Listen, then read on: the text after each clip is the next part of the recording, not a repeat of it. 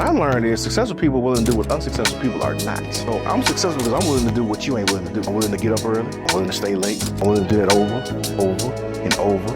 again. And when I don't feel like doing it, I get up and I do it again. And that difference between me and you. I'm gonna keep going when I don't feel like going. You wanna go as long as it's comfortable and convenient. But then you wonder why you ain't got what I got. You ain't going where I'm going.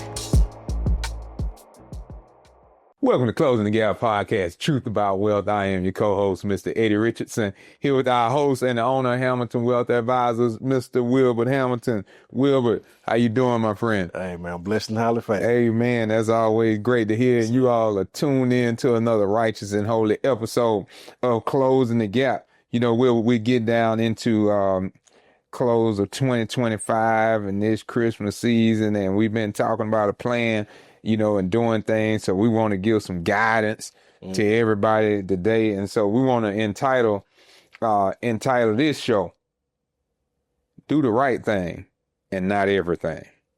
Do the right thing and not everything. We say that, Wilbur, why? Because, like we said, we've been talking about a plan, getting into the holidays, and during the holidays, we get off track. Yes. We lose sight on what our plan was. Absolutely. You know, we get this joyous feeling of a desire to spend money that we do not have. Absolutely. And to do things that we do not need to do. Absolutely. Right. And then we start regretting it when we go into the new year. But when we realize that every day is the first day of a new year, absolutely, then we will operate a little differently. Absolutely.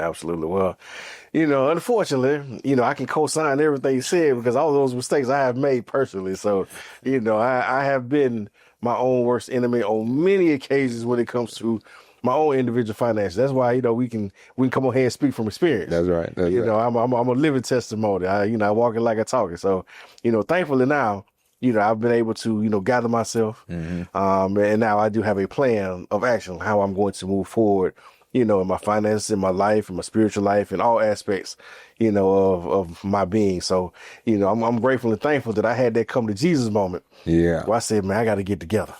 I got to sit down. I got to make a budget. You know, I got to write it down and make a plan. I got to create a plan of action.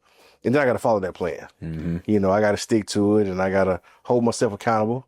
You know, good and bad. You know, I reward myself when I do some good things, and I got to punch myself when, you know, I do some bad things. You know, every now and then, you know, we all overspend. So guess what? I have to sacrifice.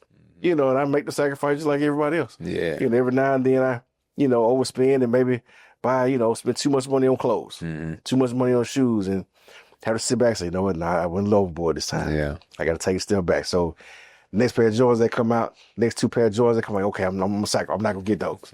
I'm not going to get every pair. I'm going to say, even though I want those, I'm like, you know what? Yeah. I need to hold myself accountable because I overspent over here. So I got to make it back up over there. So, you know, understanding that, you know, obviously, like I tell people all the time, you know, Rome wasn't built in a day. You know, you didn't get in the situation you in overnight. You ain't going to get out overnight. That's right. You know, it takes time. But the quicker you develop a plan, the quicker you get out of your current situation. And I think that's the part that a lot of times, you know, we fail to get. We fail to put into practice, and we fail to put in action. It's just that planning part. Yeah. You know, because we think we're just going to work our way out of it. Yeah. Man, I'm working my way out of the situation. No.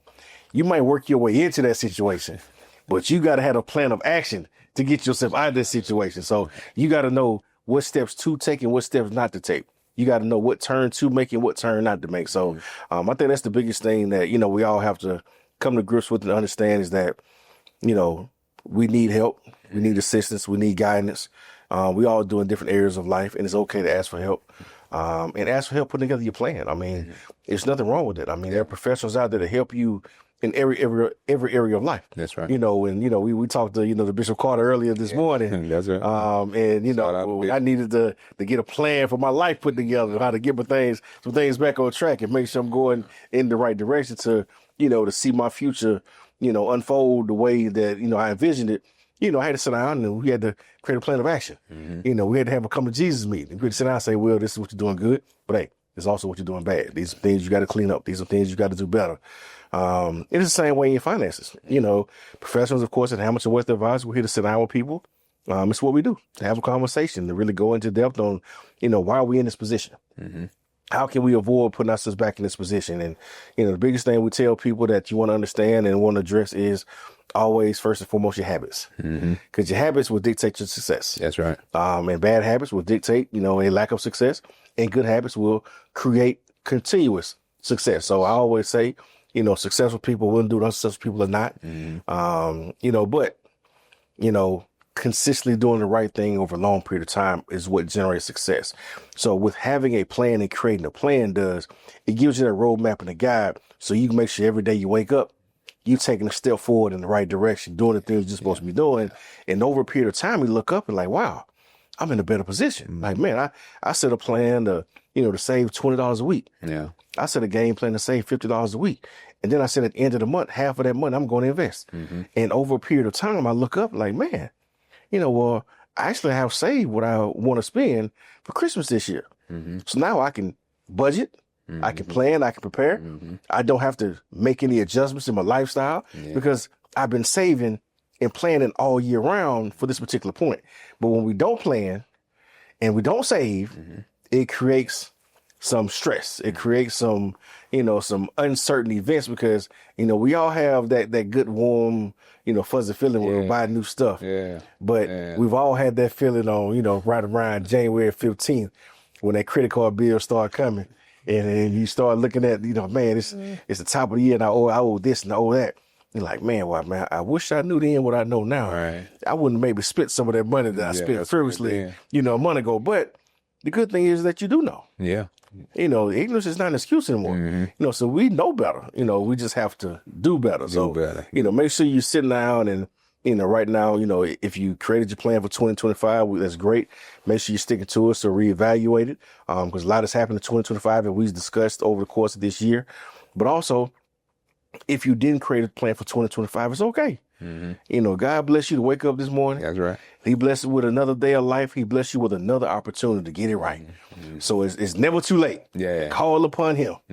What's coming by help. Coming from the Lord. From the Lord. So make sure, you reach out. And, if you reach out to him, the one thing we know is that he's going to reach back. That's right. That's right. He's going to point you in the right direction to move forward and hopefully get the help that you need. Yeah. God is going to communicate to you, man, because God is always communicating to us, with us, is always here for us. The thing is, are we listening? Absolutely. And oftentimes we don't hear it because we block it out. Yes. Why do we block God out? Why do we block out his voice? Because we want to do what we want to do and don't want to do what we are supposed to do. Man, that's So that's why we're telling everybody, hey, do the right thing and not everything. And especially coming into this holiday season, you want to stack your wins, right? As you was talking about earlier, about taking care of things the right way and doing things and managing your finances well. Once we had a plan and we start managing things correctly, that stacks on top of each other, and that's what creates those good habits. And then now we understand that, okay, now I see where my successes are. I see where my failures are. So now, instead of trying to do everything, I'm able to sift through because I realize that in everything that I'm doing, this is the pool of things that has helped me get to where I really need to go. And then on this side, these are the things that are hindering me from getting to where I need to be and doing the things that I need to do and having the things that I desire to have or having the things that I need first and foremost. And so as a result, I start getting rid of these things that are hindering me. And I start honing in on the things that are helping me. And the more I hone in on the things that are helping me, I create healthy habits. Yes. And now I'm able to move forward. And then now my plan comes to fruition. And then that plan starts to come to fruition. Now I get the warm and fuzzy feelings from seeing the success of my plan. Yes. And instead of going out and seeking the shopping and just doing overspending, now I have a new habit. I have a habit of saving. I have a habit of discipline. I have a habit of doing right by myself. Because that's what I think we need to realize is that when we go out and we spend and we get that warm and fuzzy feeling, we feel like we're doing ourselves some good, like we're helping ourselves. But then, like you said, then you get around January 15th and you see that bill roll around, and then now If you're getting a tax return, now you're scrambling to try to go ahead and file your taxes so you get a return. But then there are some of us and others that don't get a tax return. So now you got a double bill stacked on because now you got to pay the IRS and you got to pay that bill that you were created over the holidays. But if you're stacking your wins, if you're following your plan, and if you had already planned for Christmas, then now I'm not going out and doing everything, but I'm just doing the right thing that I was supposed to do.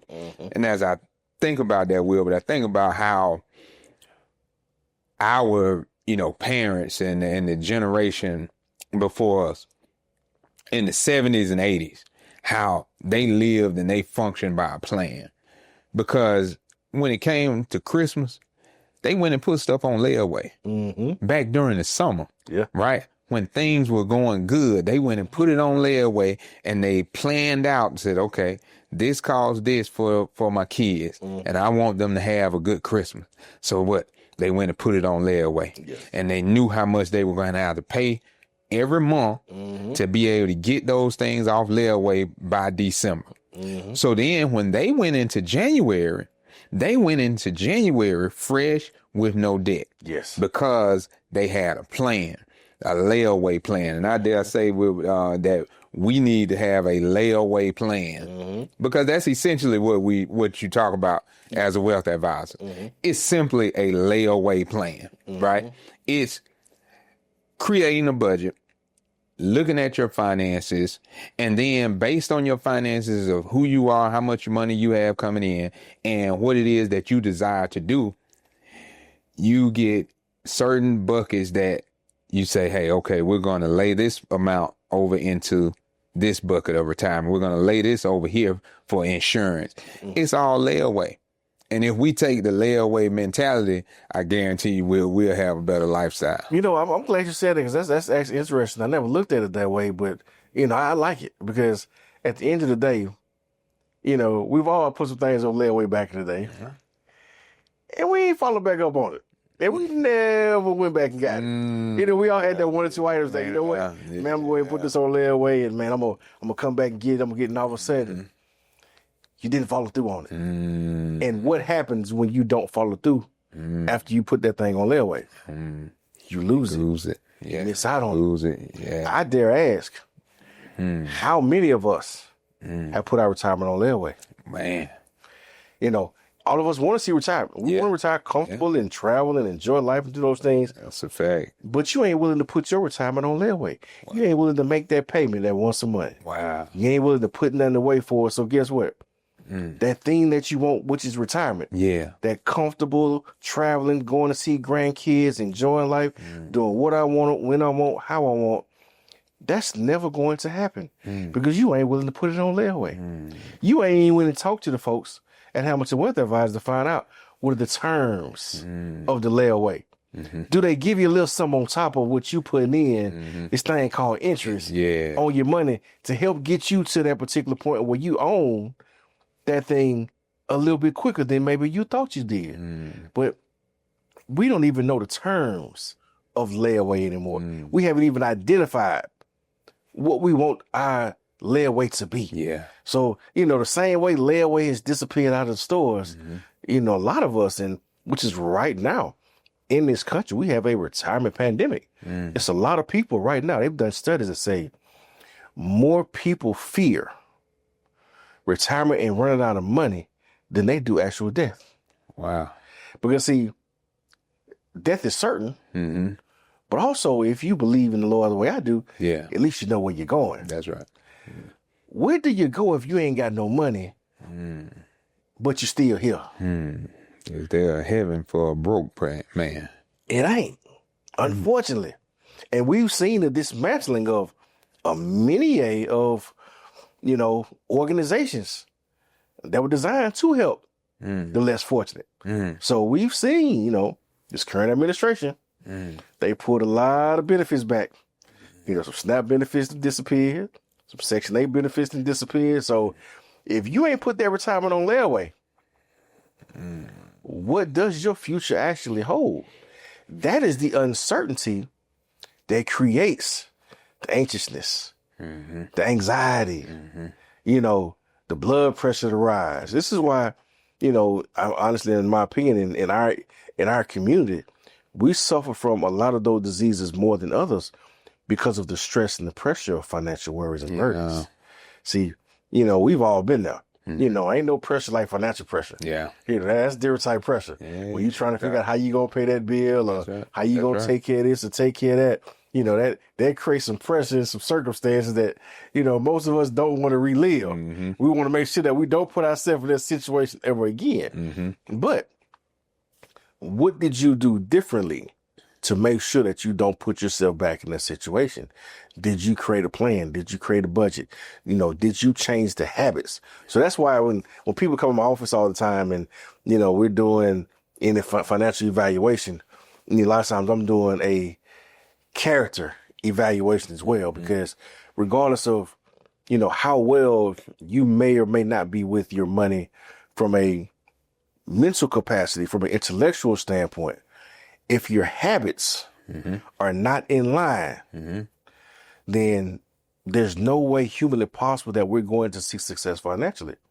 You can be the brightest person in the world, understand how to invest and how to do all these magical things in the stock market. But if you don't have your habits in check, if your habits are ruling you, then guess what?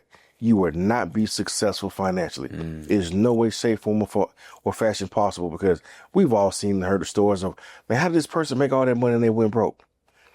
The same way you making, $25,000, $35,000 a year and you living above your means and you've maxed out your credit cards and you put yourself in financial trouble. They've done the same thing. You just add a zero to it. Same situation. But it's always the habits. It's never the actual money that's the issue or the intellect. It's the habits a person have. And usually those habits tie directly back to their relationship with Christ. Which is always why we say on closing the gap.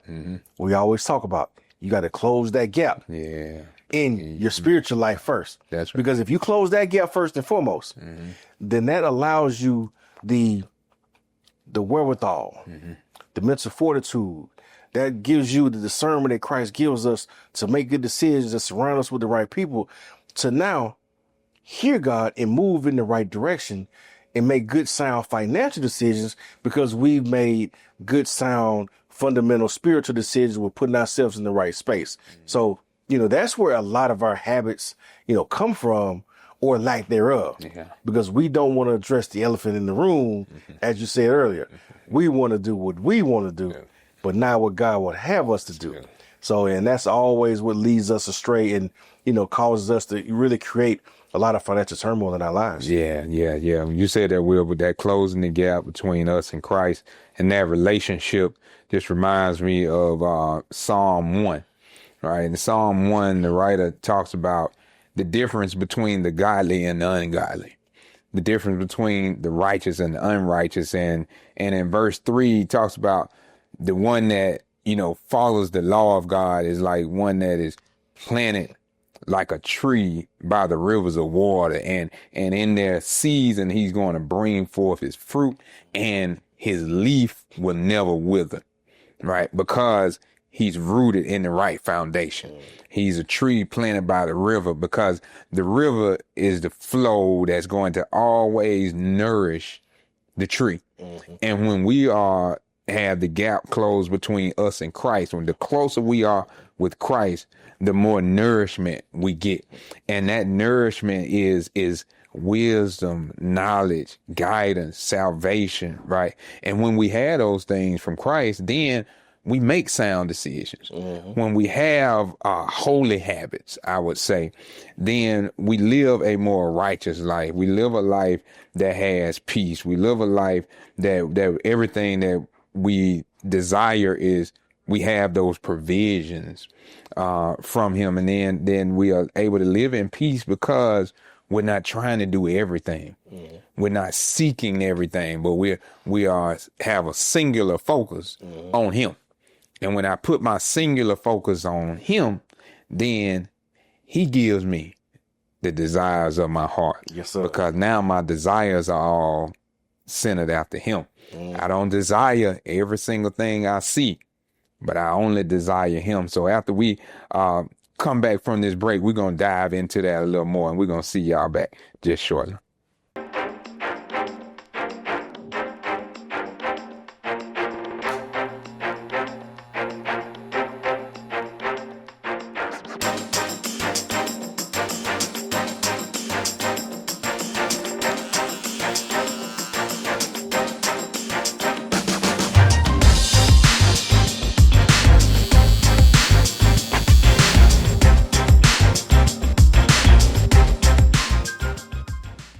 Welcome back to Closing the Gap Podcast, Truth About Wealth. I am your co-host, Mr. Eddie Richardson, here with our host and the owner of Hamilton Wealth Advisors, Mr. Wilbert Hamilton. And we've been talking about do the right thing and not everything. Just trying to give everybody a Christmas guide to close out 2025 year, Wilbert, and trying to keep everybody on their plan. Man, I'm trying to tell you, I'm trying to stay with myself, man. Life throws some curveballs at you. And of course, things happen to change day to day. But at the end of the day, I think from last segment, if you ain't getting nothing else, what I took from it is, seek ye first the kingdom of heaven and his righteousness, and all things will be added unto you. So, anything that you need, any help that you need, any discernment that you need, any peace that you need, any financial assistance that you need, anything that you need, God got it. Yes, sir. We just got to seek him first. And I think, we all can get so busy sometime in life, can kind of bog us down. I think it's easy to kind of forget that and kind of lose sight of that sometime, that, God sees all, he can do all. Yeah. And unfortunately, far too often I feel like we put, limitations on God and what he can and what he can't do. Or we feel like certain things we don't even want to bring to him because it's too small, but give it all to him. Yeah. I'm trying to do better, but man, I'm giving him everything.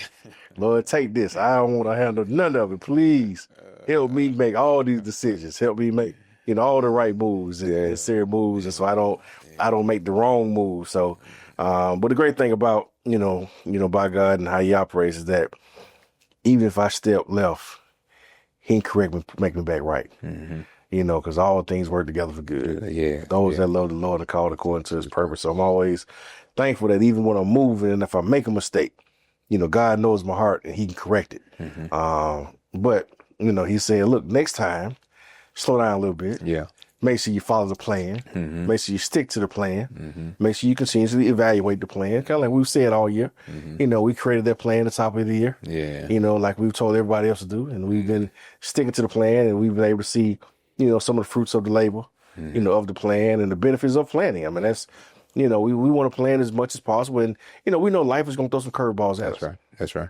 And things are going to happen that we can't, that we're not prepared for. But having a plan makes it easier to deal with the curveballs that life throws at us. Yeah. We might not be prepared for everything life throws at us, but if we have been doing some planning and some preparation, it makes it easier to deal with the things that come at us. Yeah. So, and that's the thing we want to do. We just want to be as prepared as humanly possible to put ourselves in the right position, the right situation. And the biggest thing is understanding, and having a sound mind of understanding, and identifying what you're trying to do. I think we got a lot of people that really don't know where they're going right now. And, most people, unfortunately, haven't even stopped to ask themselves, where am I going? What am I doing? How am I going to get there if I want to actually go somewhere? That's, because we get so bogged down with life and there's so much that goes on around us. It's easy to kind of, we're just moving and we lose sight on, where am I actually going? What am I trying to accomplish? What am I trying to achieve? Is what I'm doing going to get me where I want to be? And if you can't answer those questions, well, it tells you need to pick up the phone and call somebody. Yeah. You need to call your pastor. You need to call your financial advisor. You need to call your accountant. You need to call your attorney. You need to call somebody and say, you know what? Let me just make a list of all the people that I need to have a conversation with. And let me start with the Lord first and foremost. So let me talk to the Lord. For me, I was talk to the Lord, then, I will talk to Bishop Carter. Then I need to talk to Miss Hamilton. And then I need to come back and have another conversation with the Lord after I've had those conversations. Yeah. And then I need to have a conversation with my accountant. Then I need to have a conversation with, myself to see, based on all the information I've received, what is it that I'm actually trying to do? And can I get there doing the things that I'm doing? Or do I need to seek out some additional help? Do I need to find some other experts that can help me? I need to have a conversation with my employees and say, hey, what are your goals and objectives? Has anything changed? Is anything going on that I'm not aware of? I have to, look at the landscape. I have to talk to clients. Yeah. Ask them, hey, well, how do you feel about certain things? What are some things that you feel like we could do better or differently?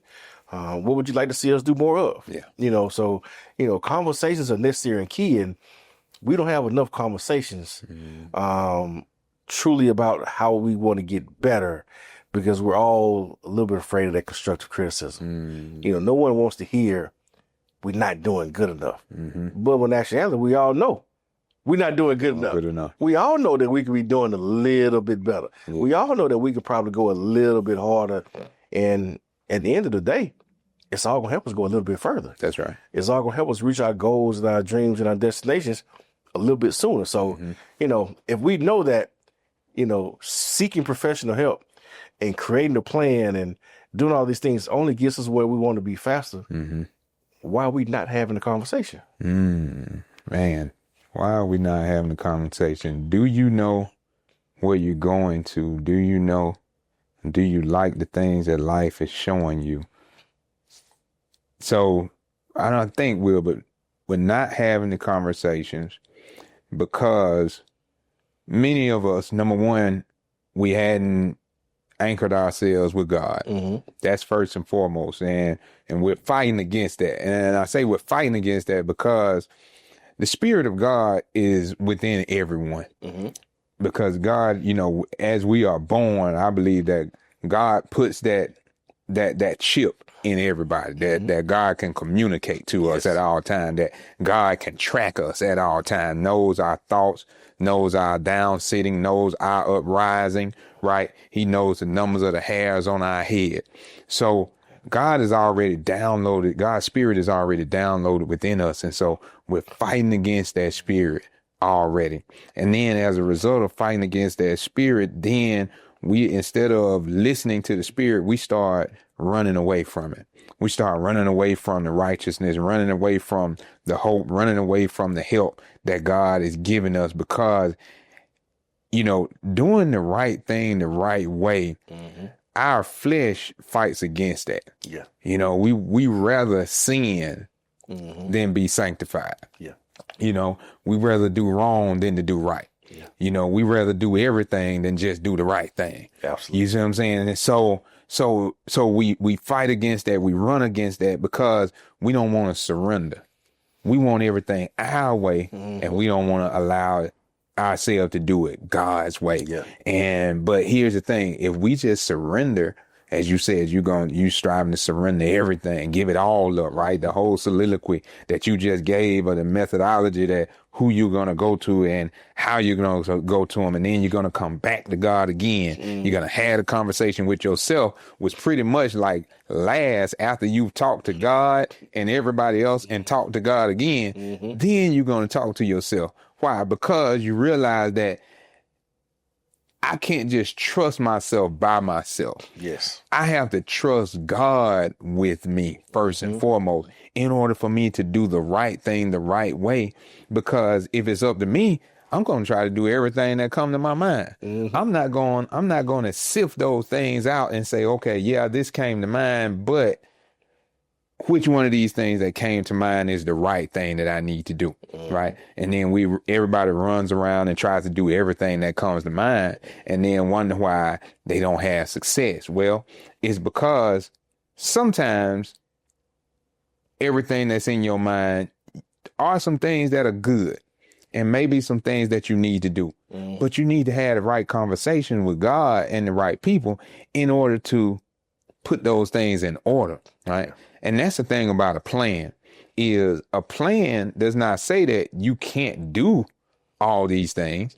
It just says this is the order by which we will get them done. And sometimes it's going to eliminate some of those things, but then other times it's going to have all of them included. Correct. Right? You can have your cake and eat it too, right? If you go about baking the cake correctly. But you can't eat the cake before you bake the cake, right?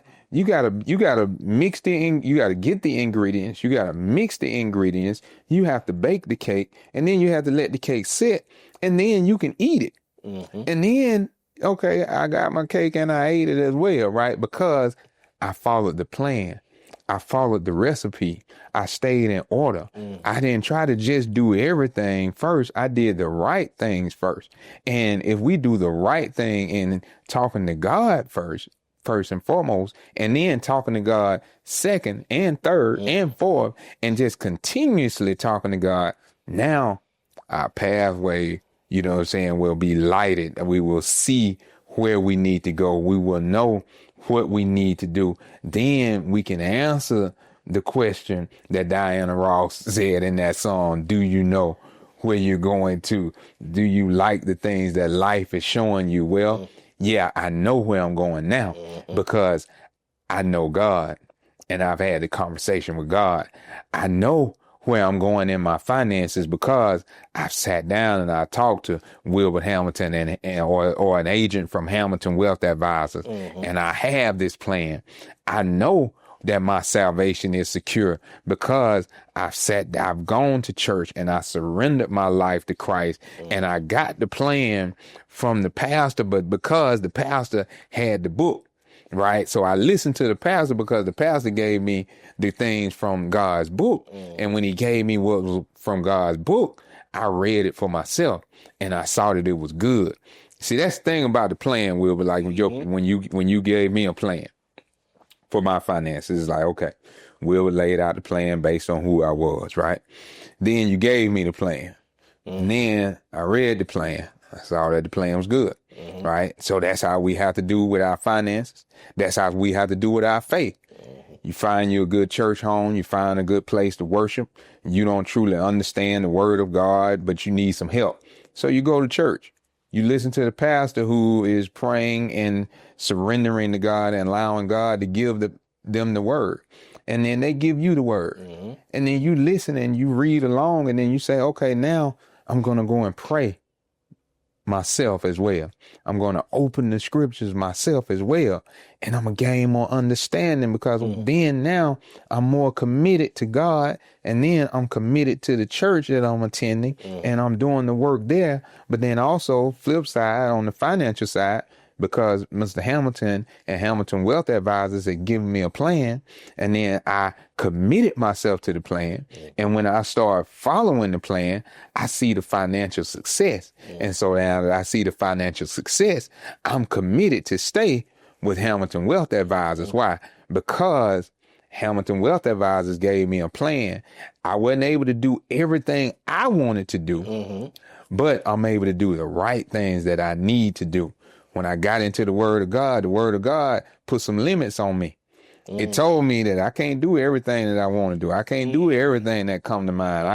I can't talk to everybody. I can't. And that's what that Psalm 1 talks about, is not sitting in the counsel of the ungodly. Well, right. But being around righteous people and doing righteous things and doing things the right way. Right. It puts limits on you so that you can be successful. Yes. It doesn't limit you just to limit you. No, the limits are set on you so that you can truly grow. See, if the tree is not planted by the water, right, then it can't grow. See, the tree can't go everywhere. The tree got to stay by the water, right? If the tree is not by the water, it can't grow. If the tree says, I don't want to be over here anymore, I want to go over here to the desert. Well, guess what, tree? You're going to die because there's no water over there in that desert. So sit here, stay steadfast, stay immovable, and you will always be abounding, and you will grow like you need to grow because you've anchored yourself with a firm foundation in God. And then in our finances, we need to anchor ourselves in a firm foundational plan from Hamilton Wealth Advisors. Absolutely, absolutely. Well, that was definitely a word there. You know, it took me back a minute when you was going there, and I'm listening to it. And all I can remember in the back of my head was my fourth grade teacher, Miss Turner. She said to the class one day, she said, to class, it's hard to be good, but it's easy to be bad. And she pointed out a few people. She said, the reason why I point out them is because they are good every day to walk in this classroom. And it takes effort to sit down, to be quiet, to follow directions, to do what you're told to do, when you're supposed to do, how you're supposed to do it every day. She said it's easy to come here and sit down and laugh and joke with your friends. It's easy to sit down and talk too much. It's easy to be doing and looking out the window and not paying attention. It's easy to walk in here late because you're lagging, taking your time doing what you want to do because you decided you want to take some extra time and go to the bathroom on your time versus getting to class on time and then asking could you go back. See, it's easy to be bad. She says hard to be good. Yeah. It takes discipline to be good. You know, you need the Lord to be good. Be good. You know, you can't be good without the Lord because innately, you know, we're all sinful in nature. So, you know, I think one thing that, you know, that next step that has to happen and while we, you know, after we've, you know, sought our God and, you know, we seeking him, you know, that prayer for discernment. And I think a lot of us get caught up because we try to go to the people we used to talk to when they can't give us the word we need to get where we're trying to go. See, a lot of times we don't want to accept the fact that sometimes we got to change our circle. Sometimes we got to change our environment. Sometimes we got to change what we're doing and where we're going in order to elevate. See, we want to keep going where it's been comfortable, where it's familiar, but we want to have a different result. But instead of, and the definition of saying is doing the same thing over and over again, expecting a different result. So if you go in a certain place and you're not having success, why you still going there? If you're dealing with certain people and you had no success dealing with those people, why you still talking to them? See, we got to change our environment, and God helps you change the environment. But like I said, but you got to listen. So that's why the conversation with him is so important, and surrendering to him is so important because he has to remove certain things and certain people from your life. Because he's saying, I got to get you by yourself for a while because I got to get some new people in your environment. But when I bring these new people in your environment, I need you to hear them. Because see, you hearing them is really you hearing me. I'm just using them to talk to you. That's right. But you gotta remove yourself from those old places you used to go to, those old places you used to hang out. And so I can't go where I used to go and do what I used to do because I ain't that person no more. You know, I ain't nothing against the people that's still there. But guess what? The time that God got me on right now, I got to move forward and go a different direction because he got something different for my life. Now, guess what? Everybody that's still there, God got something for their life too. So I'm not leaving them where they at. They just got to catch up and get where I'm trying to go. They just ain't caught it yet. They just need to make sure they get on their knees and come to the Lord the same way I have so they can be elevated and they can meet me where I'm going. So a lot of times I think we take stuff as almost as a death sentence.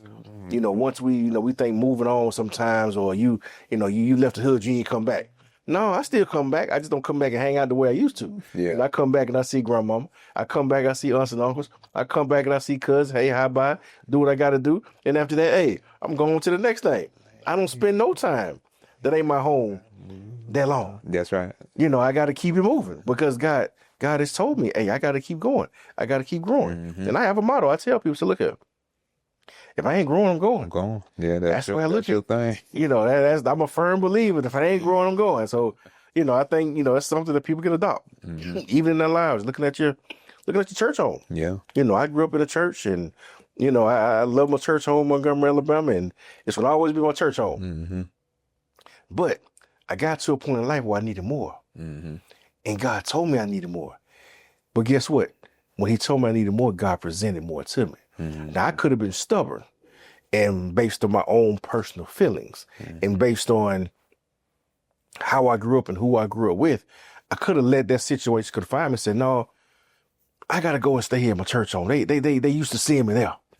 But now I'm sacrificing my growth and what God is pushing me to make who comfortable?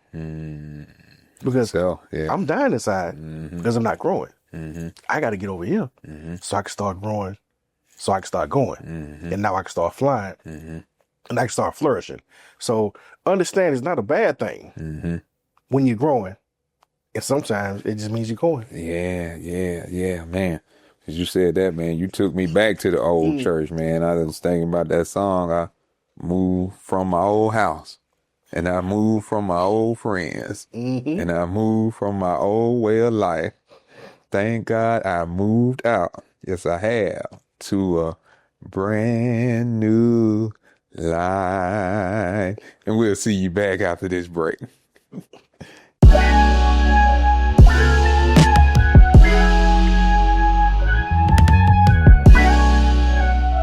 Welcome back to Closing the Gap Podcast, Truth About Wealth. I am your co-host, Mr. Eddie Richardson, here with our host and the owner of Hamilton Wealth Advisors, Mr. Wilbert Hamilton. And our show today is titled, hey, do the right thing and not everything. All right, do the right thing and not everything. You know, Wilbert, as we've been talking now about this planning, following God, surrendering ourselves fully to God and not trying to do everything that we want to do, but actually following the guidance of God, and then also listening to, as you said earlier, God will put people in your life and to speak to you, will move you away from others that you've been around and put you in the face of others that God will speak through to help lead you and guide you. And as you said that, and we're into this Christmas season, it makes me think about Mary and Joseph, right? It's the Christmas story of Jesus being born of the Virgin Mary, and Joseph was her husband, right? Joseph had a plan to marry the Virgin Mary, right? Everything was set. He was good to go, man. He had found his lady, you know what I'm saying? And life was looking up for him. You know, everything was about to change for the good. Yes. You know, Mary being a virgin, she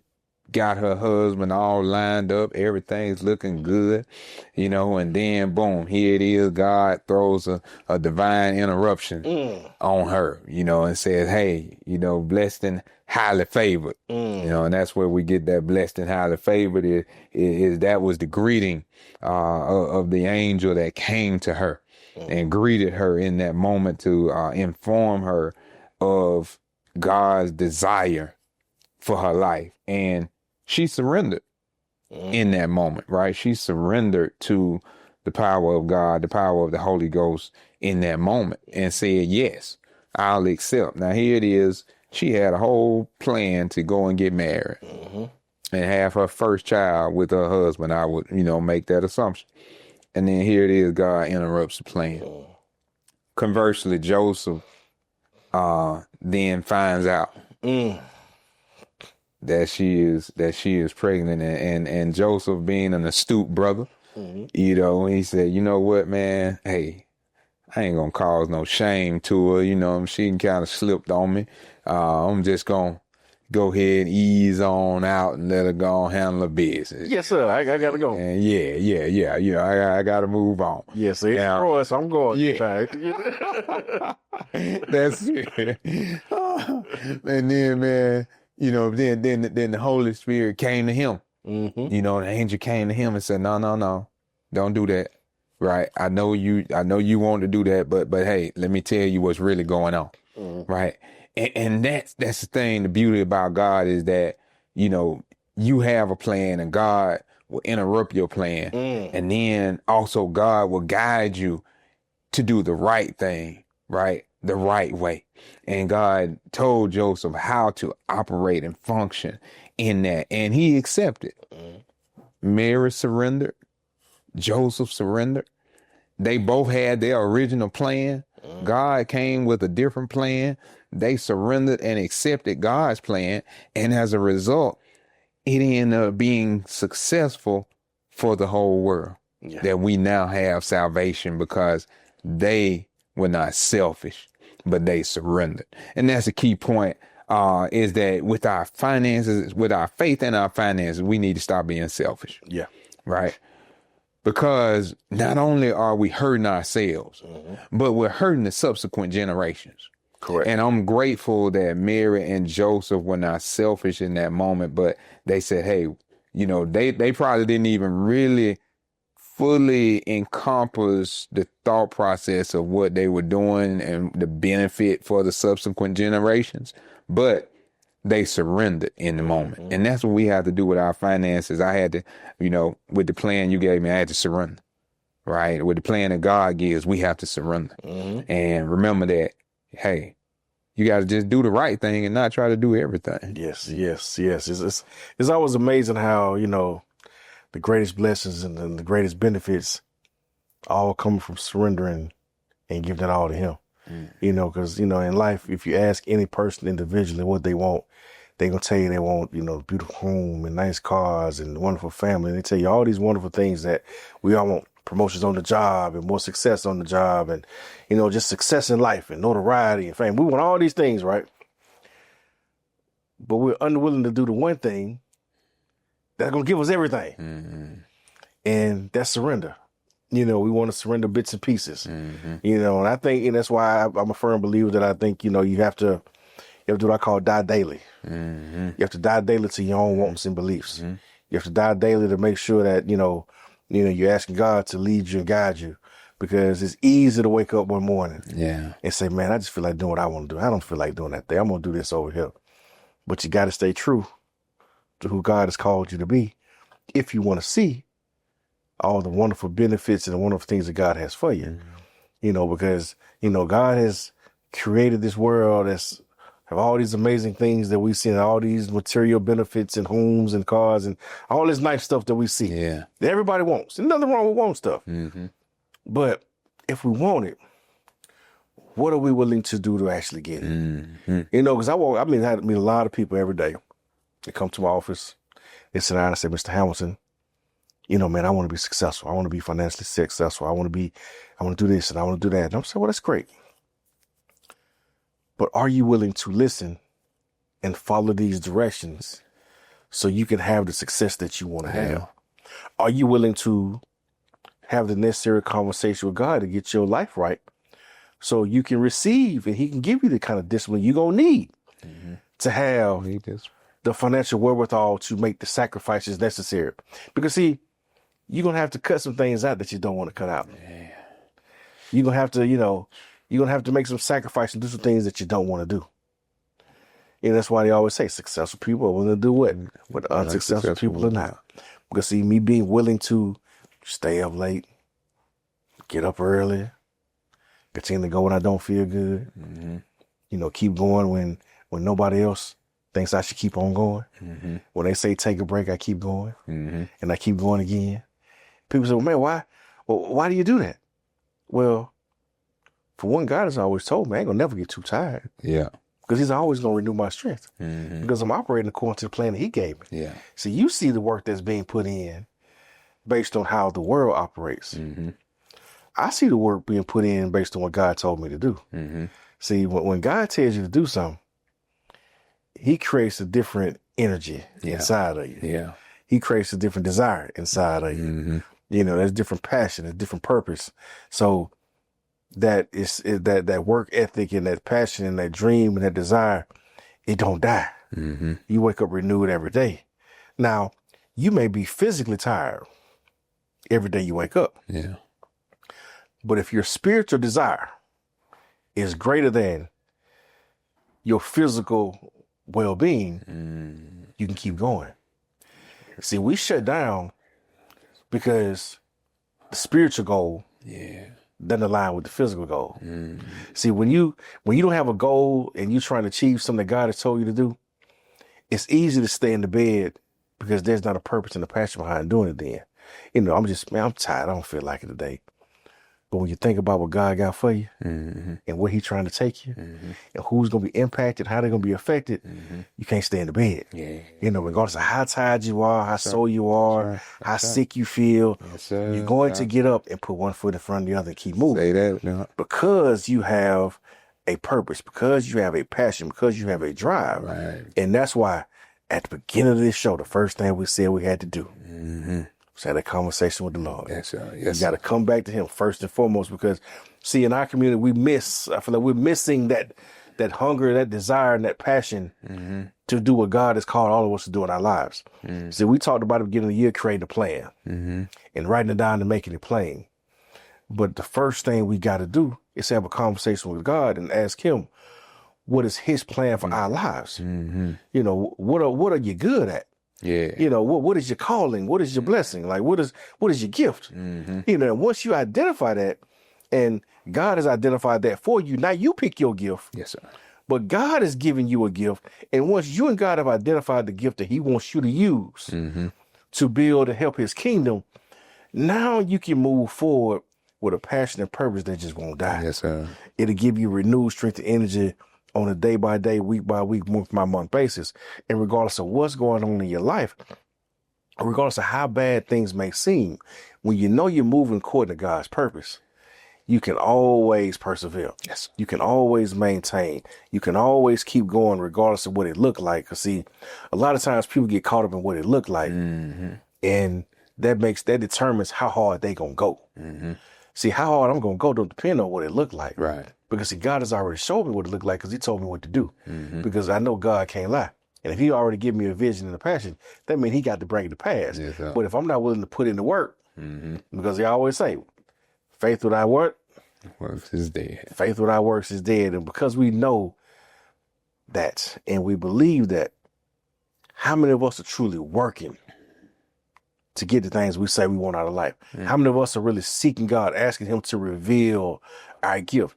You know, I would take it, everybody that hears this, everybody that's going to listen to this show and podcast and everything else, ask yourself, are you doing what God has called you to do? What is your gift? What is your God has given everybody a gifting. Yeah. Have you identified your gift? Because see, you're not going to be as great as you're supposed to be until you identify your gift. Yeah. Because you don't know if you're working in the right area. You might be working in finance. You might need to be working in ministry. You might be working in ministry. Finance. You might need to be working in law. You might be working as a doctor. You might supposed to be a veterinarian. We don't know. Yeah. Because we identify things that we want for ourselves. And that doesn't mean, and then we have God has given us free will, and we have the intellectual capacity and wherewithal to still be successful in different areas that God didn't necessarily called us to be in. Right. And what we have to remember is the devil can grant worldly success the same way God can. But you have to ask yourself, is this blessing benefiting me? Or is it benefiting me and God's kingdom? If a blessing is only benefiting you, is it really from God? Because God don't give you nothing that's only good for you. We're all blessed to be a blessing. God is going to always provide you something, a blessing. And it's going to be a benefit to more than just one person. It's going to be beneficial for a lot of people around you. It's going to draw other people to him when he does something. See, we get caught up in the worldly gifts because see, the devil says, you know what? He want that new house. She want that new car. Let me give it to him. Let me figure out a way to make sure it's in their vicinity and make sure they get it. Because see, now all you're doing is keeping yourself trapped. Yeah. Because you're willing to sacrifice and do everything you can to get that house or that car. But now you can't tithe. Now you can't save for your kids' education. Now you can't plan for retirement. Yeah. You can't do none of the things you need to do Yeah. that are actually more important. But you were so caught up in the world seeing that you had this house, in the world seeing you have this car, that you can't even function and operate the way God has told you to operate. If you can't tithe, then guess what? You can't afford that car. If having this house is preventing you the ability to tithe, then you ain't supposed to have this house. Right. See, that's where the plan and the preparation and the talking to God and all these things come into play. And I want to make sure it's according to God's will. Yeah. Because see, I'm thankful and grateful that every time I get a deposit hit, I send my tithes first. I had a deposit hit this morning. The first thing I do is send my tithes. Yeah. The first thing, when it hit my account, before I do anything else, Yeah. Lord, First thank thing. you. Yes, sir. I'm going to send this off the top. And that's just me. I tithe off the gross, not the net. That's just how I do it. When it hit my account, that's my portion. Hey, God, here, go ahead and get this. Because I want to make sure I get everything I'm supposed to have from That's you. right. So guess what? He's expecting the same thing from me. He said, look at man, I ain't asked you for everything. I just asked you for a small piece. Yeah. I asked you for 10%. And I want my 10% off the top. So guess what? I give God this 10% off the top from the very beginning. So guess what? At the end of the day, I know if I ain't did nothing else, I took care of him. But I've noticed something that happens when I make sure I take care of him. He always seems to take care of me. And I think that's where we lose sight on not chasing him enough and get too caught up in chasing the things of the world and, and people and status and opportunities and all this kind of stuff. And, he's already told us in his book. He said, look at man, a man skillful in his works, going to be placed before great men. So I don't have to chase opportunities and chase people. I chase purpose. I chase passion. I chase impact. I chase God because God creates all those things. So as long as I'm chasing him, he's providing Yeah. All those things and putting those things before me so I can have, and that continues to create success. See, I used to worry about how I was going to pay bills, how I was going to do this, how I was going to do that as a young man, being a business owner, being an entrepreneur, and got to a point where I had so much faith. Oh, people like, man, how can you, man, I could never work a job and it's 100% commission. And you never had a job with a paycheck? No.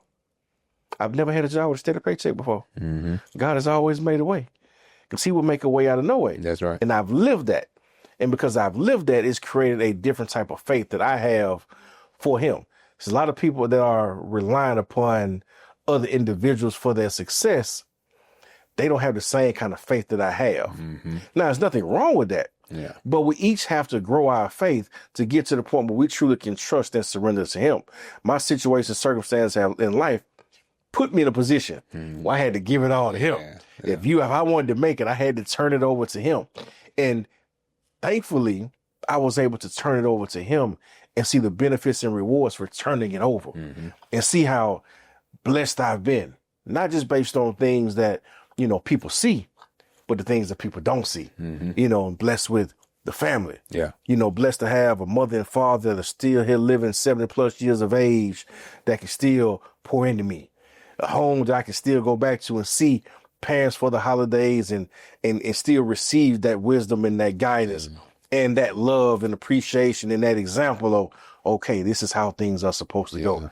Being blessed to have siblings, blessed to have a wife, blessed to have kids, and, pretty good kids. I think they're pretty good. They pretty good most of the time, at least, But being blessed to have, and see what real love is. And those are things that I think, this time of year, we get caught up in with the gifts and, what we're going to buy and what we're going to do. And, we have to remember, that God is the reason for the season. Yeah. He's the reason why we can enjoy the things that we can enjoy, why we can buy the things that we buy. Whether you love him or not, whether you got a relationship or not, you have what you have because he decided he wanted to let you have it. And he wanted to take it away. He could take it away today. Yeah. We would look at the story of Job, but guess what? Even in that, Job never cursed God. That's right.